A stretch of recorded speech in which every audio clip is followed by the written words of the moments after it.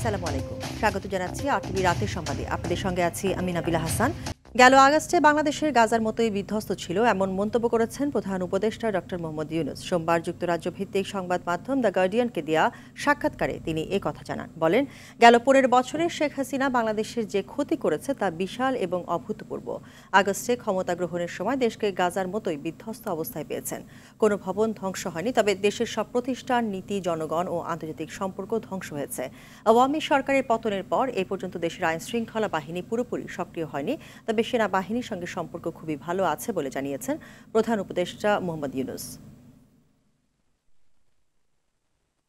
ডিসেম্বরে জাতীয় নির্বাচনের টাইমলাইন অতিক্রম করতে চান না প্রধান নির্বাচন কমিশনার এএমএম নাসির উদ্দিন।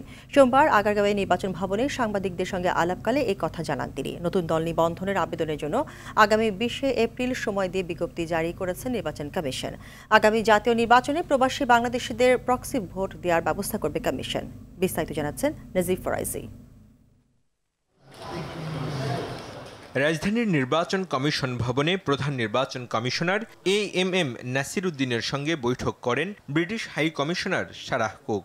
ঘণ্টাখানেকের বৈঠক শেষে সিইসি জানান, জাতীয় নির্বাচনের প্রস্তুতি সম্পর্কে জানার পাশাপাশি বাংলাদেশের গণতন্ত্রের পথে উত্তরণে দেশটি কমিশনকে সহায়তা করতে চায়। যেহেতু একটা টাইমলাইন আছে আর্লিয়েস্ট ইন ডিসেম্বর, সেটাকে মাথায় রেখে আমাদের প্রস্তুতি আমরা যাতে নিয়ে যাচ্ছি, যাতে ডিসেম্বরে ইলেকশন হলে তো সে অক্টোবরে শিডিউল ঘোষণা করতে হবে।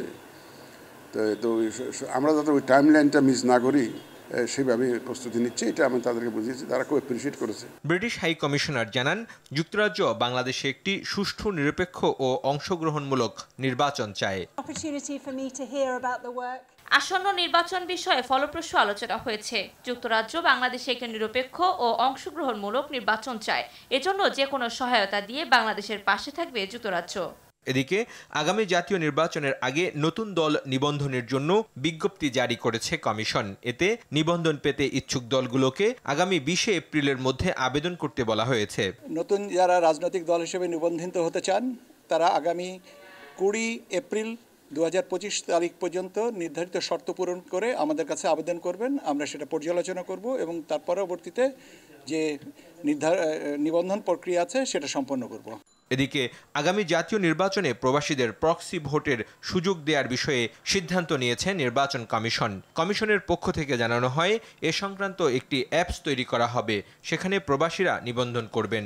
সেই অ্যাপসের মধ্যেই প্রবাসীরা তার নমিনি ঠিক করে দেবেন এবং সেই নমিনি ভোট দিতে পারবেন। নাজিফ ফরাইজি, আরটিভি, ঢাকা। 6টি সংস্কার কমিশনের 166টি সুপারিশ ও পূর্ণাঙ্গ প্রতিবেদন সহ 34টি রাজনৈতিক দলের কাছে চিঠি দিয়েছেন জাতীয় ঐক্যমত্য কমিশন। এসব সুপারিশের বিষয়ে আগামী 13 মার্চের মধ্যে রাজনৈতিক দল ও জোটের মতামত জানাতে হবে। সংস্কার বিষয়ে রাজনৈতিক দলগুলোর সঙ্গে আলোচনা এবং ঐক্যমতে পৌঁছে জাতীয় সনদ তৈরি করা হবে।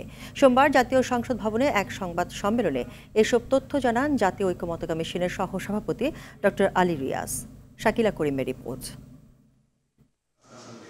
সোমবার সকালে জাতীয় সংসদ ভবনের এলডি হলে সংবাদ সম্মেলনের আয়োজন করে সরকারের গঠিত 6টি সংস্কার কমিশনের সুপারিশগুলো পর্যালোচনা ও গ্রহণ করার লক্ষ্যে গঠিত জাতীয় ঐক্যমত্য কমিশন। এতে যোগ দেন সংস্কার কমিশনগুলোর প্রধানরা এবং জাতীয় সংসদের ভূমিকা। সংবাদ সম্মেলনে জাতীয় ঐক্যমত্য কমিশনের সহসভাপতি ডক্টর আলী রিয়াজ বলেন, কমিশনের মেয়াদ 6 মাস। যত দ্রুত আলোচনা শেষে ঐক্যমত্যে পৌঁছানো যায় তত দ্রুত সনদ তৈরি হবে। প্রজ্ঞাপন, সেটা নিশ্চয়ই আপনি লক্ষ্য করেছেন, সেখানে বলা হয়েছে ফেব্রুয়ারি 15 তারিখের থেকে শুরু এবং 6 মাস আমাদের দায়িত্ব দেওয়া হয়েছে, যা আমার হিসাব অনুযায়ী 15 জুলাই শেষ হয়। তো তাহলে আমাদের 15 জুলাইয়ের মধ্যে এটা আমাদের সম্পাদন করতে হবে। এটা হচ্ছে আমাদের দেয়া নির্ধারিত সময়। তিনি বলেন, অধ্যাদেশের মাধ্যমে সংবিধান সংশোধন সম্ভব, আর গণপরিষদ ও জাতীয় সংসদ নির্বাচনও একসাথে সম্ভব। দলগুলোর ভিন্ন ভিন্ন অবস্থান ও মত আছে, আলোচনার ভিত্তিতে ঐক্যে পৌঁছানো যাবে। আমরা রাজনৈতিক দল এবং জোটগুলোর প্রতি যত দ্রুত সম্ভব মতামত জানাতে স্বনির্বন্ধ অনুরোধ করছি। এই প্রক্রিয়ার পরের ধাপ রাজনৈতিক দলগুলোর উপর এখন নির্ভর করছে।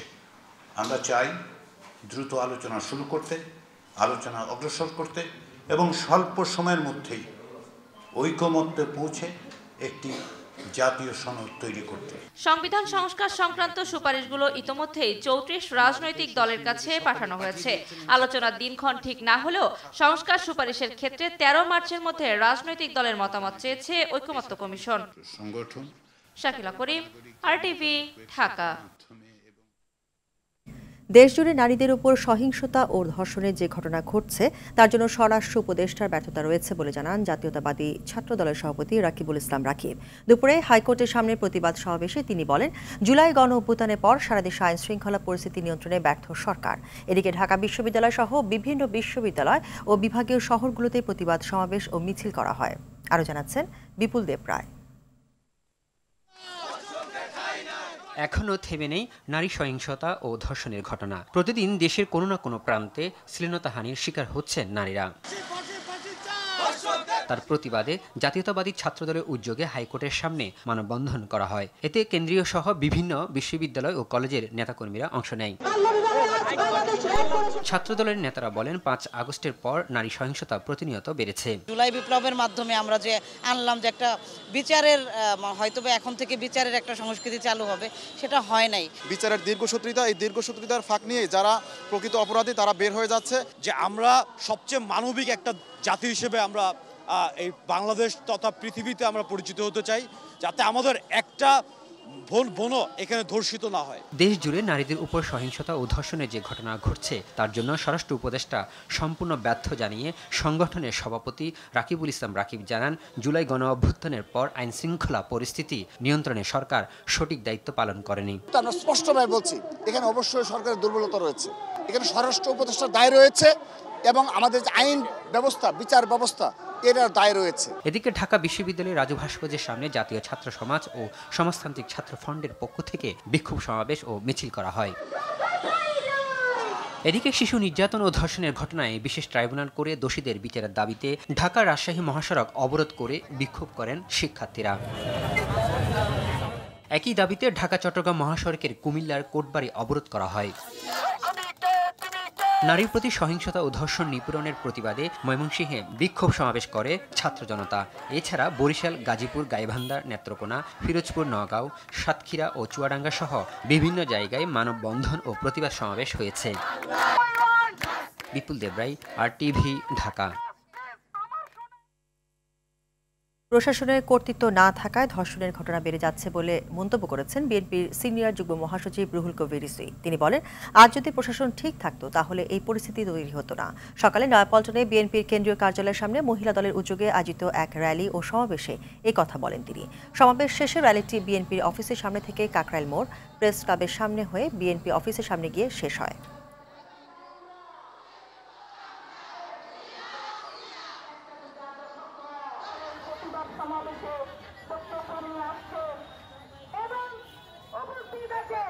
আজকে ধর্ষণের পরিমাণ বেড়ে গেছে। আজকে নারীরা নিরাপদ নয়। আজকে আপনার মেয়েকে স্কুলে পাঠিয়ে তার প্রত্যাবর্তন কিভাবে হবে? সে ক্ষতবিক্ষত হয়ে বাসায় ফিরবে, স্বাভাবিকভাবে বাসায় ফিরবে, তার কোনো নিরাপত্তা নেই। দ্রুততম সময়ের মধ্যে আসিয়ার উপর জুলুমকারীদের দৃষ্টান্তমূলক শাস্তি হয়। বিএনপি ক্ষমতায় যেতে চায় নিজেদের জন্য নয়, সমাজ ও রাষ্ট্রের পরিবর্তনের জন্য। আইন, সংবিধান সহ যে কোনো কাঙ্ক্ষিত পরিবর্তন করতে চাইলে ক্ষমতার পরিবর্তন করতে হয়। দুপুরে রাজধানী গুলশানে একটি হোটেলে 2টি বইয়ের প্রকাশনা অনুষ্ঠানে যোগ দিয়ে এসব কথা বলেন বিএনপির স্থায়ী কমিটির সদস্য নজরুল ইসলাম খান। তিনি বলেন, দুঃশাসন টিকিয়ে রাখতে পদস্থ সবাইকে অবাধে দুর্নীতি করার সুযোগ দিয়েছিল আওয়ামী লীগ।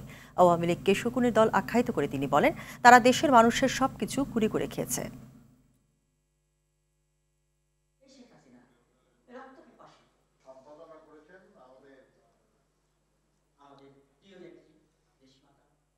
ক্ষমতার পরিবর্তন ছাড়া আপনি আর কোনো পরিবর্তন করতে পারবেন না। রাষ্ট্র এবং সমাজের পরিবর্তন এমনিতেই হয় না। এর জন্য ব্যবস্থার পরিবর্তন করতে হয়, এর জন্য আইন পরিবর্তন করতে হয়, এর জন্য প্রয়োজনীয় সংবিধান পরিবর্তন করতে হয়। শকুন মরা গরু খাওয়ার জন্য চলে আসতো দলে দলে। এরা তো সেই শকুন, তারা দুস্থ মানুষের রক্ত মাংস কুড়ে কুড়ে খেয়েছে।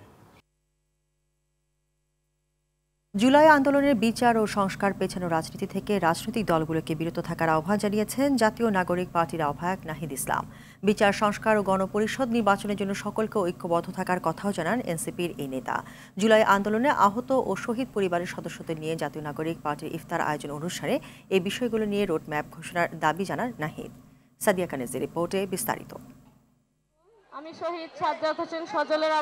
জুলাই অভ্যুত্থানে শহীদ পরিবার ও আহতদের নিয়ে ইফতার আয়োজন করে তরুণদের নতুন রাজনৈতিক দল জাতীয় নাগরিক পার্টি।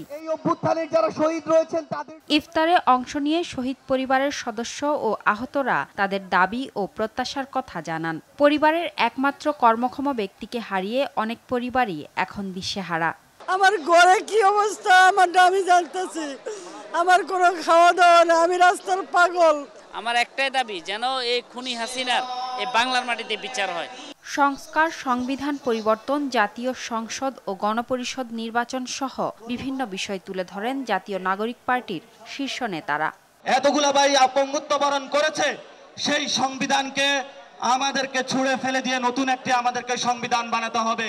দলের সদস্য সচিব বলেন, সব খুনের নির্দেশদাতা এখনো ভারতে বসে দেশের বিরুদ্ধে ষড়যন্ত্র করছে। শেখ হাসিনাকে দেশে ফিরিয়ে নিয়ে এসে বিচারের মুখোমুখি কাঠগড়ায় দাঁড় করাতে হবে। বিচার না করে নির্বাচন আয়োজন করলে জুলাই আন্দোলনের শহীদদের রক্তের সঙ্গে বেইমানি করা হবে বলে জানান এনসিপির উত্তরের মুখ্য সংগঠক সার্জিস আলম। যেই রক্তের উপরে দাঁড়িয়ে নির্বাচনের কথা বলো, সেই রক্তের বিচার না চাইতে বেইমানের মতো এভাবে নির্বাচনের কথা বলতে লজ্জা লাগে না? বিচার ও সংস্কার ও গণপরিষদ নির্বাচনের জন্য খুব শীঘ্রই আবার রাজপথে নামা হবে জানিয়ে সকলকে ঐক্যবদ্ধ থাকার আহ্বান জানান দলটির আহ্বায়ক। সরকারকে বলবো, দ্রুত বিচার ও সংস্কারের রোডম্যাপ ঘোষণা করতে হবে। কতদিনের মধ্যে কোন প্রক্রিয়ায় আমরা দৃশ্যমান বিচার কার্যক্রম দেখতে পারবো এবং দৃশ্যমান সংস্কার আমরা বাস্তবায়ন করতে পারবো, সেটা সুস্পষ্ট রোডম্যাপ অবিলম্বে ঘোষণা করতে হবে। জুলাই আন্দোলনের মধ্য দিয়ে যে ঐক্যমত তৈরি হয়েছে তা যেন নষ্ট না হয়, সেদিকে সবাইকে সজাগ থাকার আহ্বান জানান দলের নেতারা। আল্লাহ তুমি শাস্তির ব্যবস্থা করিয়া। সাদিয়া কানিজ, আরটিভি, ঢাকা।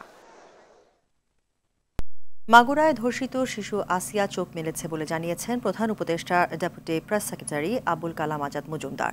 রাজধানীর ফরেন সার্ভিস একাডেমিতে সংবাদ সম্মেলনে তিনি জানান, দ্রুতই তার স্বাস্থ্যের উন্নতি হতে পারে বলে চিকিৎসকরা তাকে জানিয়েছেন। ঢাকার সম্মিলিত সামরিক হাসপাতালে চিকিৎসাধীন রয়েছেন ধর্ষণের শিকার শিশু আসিয়া।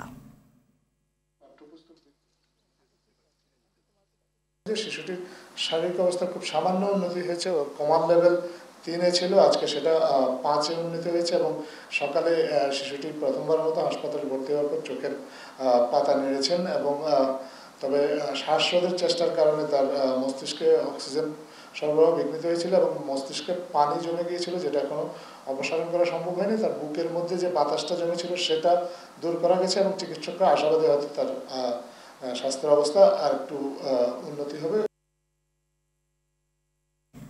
মাগুরায় 8 বছরের শিশু ধর্ষণের ঘটনায় 4 আসামির রিমান্ড। রোববার মধ্যরাতে Magura chief judicial magistrate Abdul Matin এ আদেশ দেন।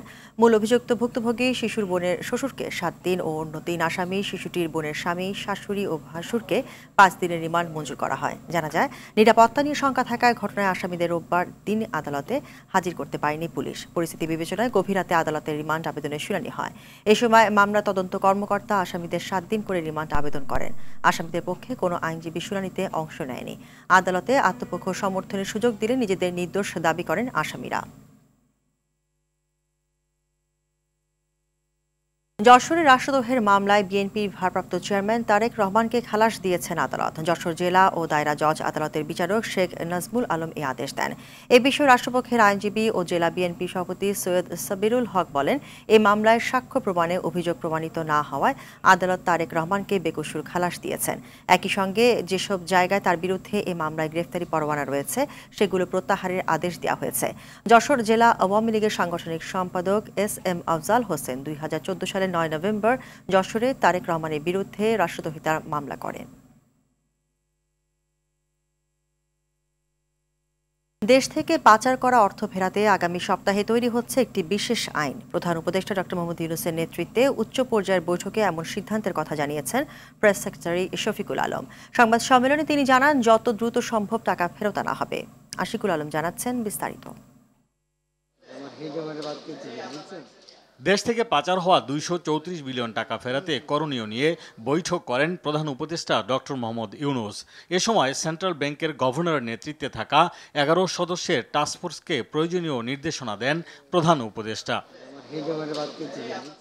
বৈঠক শেষে রাজধানীর ফরেন সার্ভিস একাডেমিতে সংবাদ সম্মেলনে প্রধান উপদেষ্টার প্রেস সচিব শফিকুল আলম জানান, সন্তানদের টিউশন ফি এর মাধ্যমেও বিদেশে অর্থ পাচার হয়েছে। টাকা ফেরাতে সর্বোচ্চ গুরুত্ব দিয়ে আইন করতে যাচ্ছে সরকার। একটা স্পেশাল আইন করার, এই টাকাটা কিভাবে আনা যায় এটা ত্বরান্বিত করার জন্য, এবং এই যে কাজগুলো যে হচ্ছে সেই কাজগুলোর মধ্যে কোঅর্ডিনেশনটা আরো স্মুথলি করার জন্য একটা আইন খুব শীঘ্রই করা হবে। যে আইনটা যেটা করা হবে সেটা ল ফার্মের সাথে এক ধরনের তাদের সাথে এগ্রিমেন্ট করতে এটা সাহায্য করবে। প্রেস সেক্রেটারি জানান, 11 ব্যক্তি ও প্রতিষ্ঠানের বিরুদ্ধে টাকা পাচারের অভিযোগ পাওয়া গেছে। এর মধ্যে 1 নম্বরে রয়েছেন সাবেক প্রধানমন্ত্রী শেখ হাসিনা। আমরা তো আগে জানতাম যে এটা ব্যাংকিং সিস্টেমের মাধ্যমে বা অন্য কোনো ওয়েতে হুন্ডির মাধ্যমে বা আপনি ওভারহু ইনভয়েস বা আন্ডার ইনভয়েসের মাধ্যমে টাকাটা পাচার হচ্ছে। চিলড্রেনের টিউশন ফি পাঠিয়েছেন 400 কোটি টাকার উপরে, 400-500 কোটি টাকা, 11টা কোম্পানি এবং ইন্ডিভিজুয়ালস। তার মধ্যে প্রথমেই আছেন শেখ হাসিনা এবং তার ফ্যামিলি। ব্রিফিংয়ে উপপ্রেস সচিব আবুল কালাম আজাদ মজুমদার জানান, শিগগিরই প্রাথমিক শিক্ষার্থীদের বই ছাপানোর কাজ শেষ হবে। ফেব্রুয়ারি 28 তারিখের মধ্যে সবগুলো বই বিতরণ করা সম্ভব হবে। আশিকুল আলম, RTV, ঢাকা। আধুনিক ও সহজতর ব্যাংকিং সেবা প্রদানের লক্ষ্যে উদ্বোধন হলো মার্কেন্টাইল ব্যাংকের নড়িয়া উপশাখা। সকালে মার্কেন্টাইল ব্যাংকের পরিচালক ও ঝুঁকি ব্যবস্থাপনা কমিটির চেয়ারম্যান মোহাম্মদ আব্দুল আওয়াল প্রধান অতিথি হিসেবে ফিতা কেটে 46তম নড়িয়া উপশাখাটির উদ্বোধন করেন। অনুষ্ঠানে স্বাগত বক্তব্য দেন ব্যাংকের ব্যবস্থাপনা পরিচালক মতিউল হাসান। উদ্বোধনী অনুষ্ঠানে ব্যাংকের ডিএমডি বৃন্দ Mohammad Zakir Hossain, Adil Raihan, Shamim Ahmed, Ashim Kumar Saha, doctor Mohammad Zahid Hossain, CFO doctor Tapas Chandra Pal, SVP Shah Mohammad Sohel Khurshid ও মোহাম্মদ ইকবাল রেজওয়ান সহ উপস্থিত ছিলেন আমন্ত্রিত অতিথিবৃন্দ।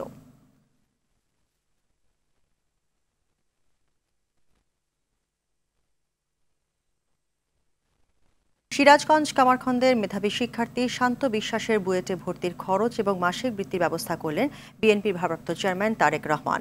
সন্ধ্যায় শান্ত বিশ্বাসের গ্রামের বাড়িতে গিয়ে তারেক রহমানের এই বার্তা পৌঁছে দেন আমরা বিএনপি পরিবারের আহ্বায়ক ও বিএনপি মিডিয়া সেলের সদস্য আতিকুর রহমান রুমন। এ সময় সঙ্গে ছিলেন সিরাজগঞ্জ জেলা বিএনপির আহ্বায়ক রুমানা মাহমুদ। অভাবের সংসারে কষ্ট করে লেখাপড়া করে বাংলাদেশ প্রকৌশল বিশ্ববিদ্যালয় বুয়েট এবং খুলনা প্রকৌশল ও প্রযুক্তি বিশ্ববিদ্যালয়ে কুয়েট ভর্তির সুযোগ পান শান্ত, কিন্তু অর্থ অভাবে তার ভর্তি ও লেখাপড়া অনিশ্চিত হয়ে পড়ে। এই খবর জানার পর তার পাশে দাঁড়ান বিএনপি ভারপ্রাপ্ত চেয়ারম্যান তারেক রহমান।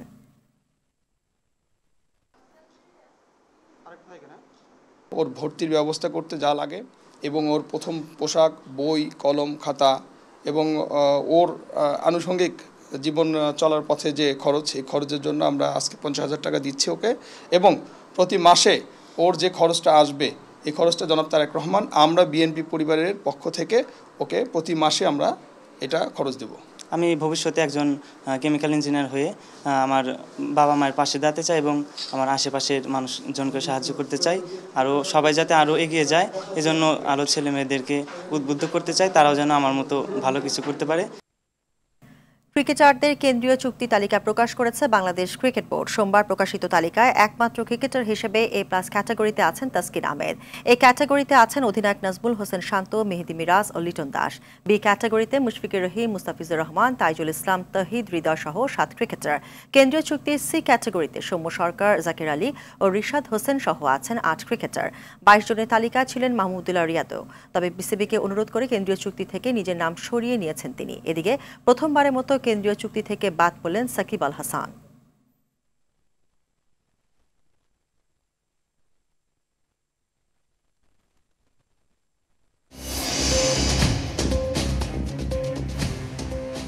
রাতের সংবাদ এই পর্যন্তই। মধ্যরাতের সংবাদ 1টায় দেখার আমন্ত্রণ রইল। ধন্যবাদ সবাইকে।